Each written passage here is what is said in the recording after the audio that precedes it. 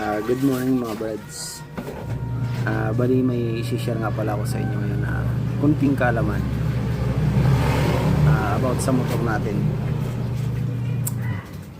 Siguro maraming nakaka-experience sa senaryong pag-a-adjust ng kadena. May maluwag, sas may mahigpit.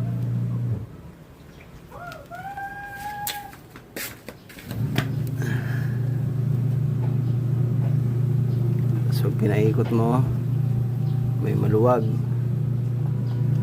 tapos dito mahigpit, tapos maluwag. Diba? Yung mga nakaka-experience, lalo na sa mga nakamanual na motor,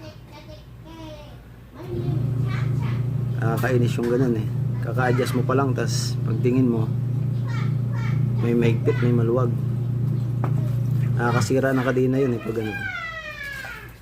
Alam nyo ba na may diskarte pala nun para pumantay yung luwag nya.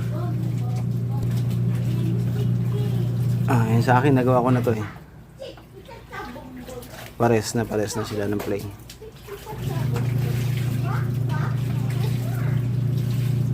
Ang gawin nyo pala, diba yung may mga tornilyo yan yan, paikot. Sa akin 6 na yan eh, 6 na tornilyo. Bali yung gawin nyo, luwagan nyo muna yung mga tornilyo na yan, tapos adjust nyo yung sprocket kung saan yung mahigpit. Pa mahigpit dito, tulak nyo pa ganyan, tulak nyo pa bante para pumantay na yung nya higpit. So yun lang, bagus.